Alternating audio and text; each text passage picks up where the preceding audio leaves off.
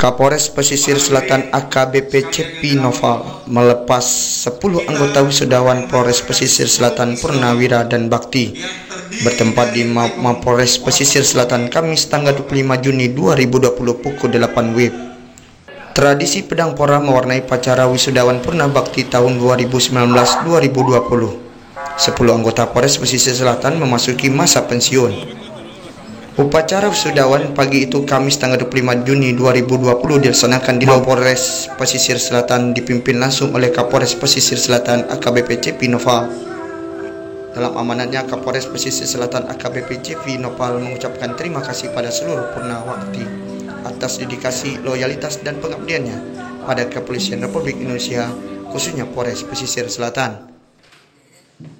Cepi Noval berharap ke depan rasa silaturahmi dan persaudaraan dan ikatan batin tetap jalin dengan jajaran Polres Pesisir Selatan. Usai mengalungkan penghargaan 10 anggota Purna Bakti Polres Pesisir Selatan melangkah keluar untuk mengikuti prosesi parade pedang pora. Kapolres Pesisir Selatan AKBP Cepi Noval melepas langsung Purna Bakti ke pintu gerbang keluar Polres Pesisir Selatan.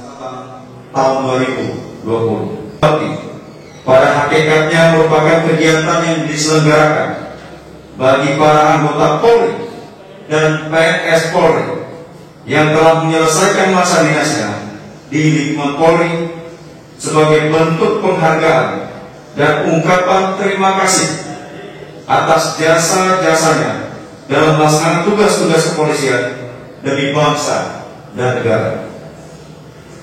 Acara wisuda Purna Bakti yang telah berlangsung saat ini diselenggarakan khusus bagi anggota Polri Polres Pesisir Selatan yang telah mengakhiri masa dinasnya di Polres Pesisir Selatan periode Juli 2019 sampai dengan Juni 2020. Acara wisuda Purna Bakti ini juga hendaknya dapat dijadikan sebagai pengikat tali persaudaraan serta ikatan batin antara para purnawirawan beserta keluarga dengan anggota yang masih aktif sebagai generasi penerus.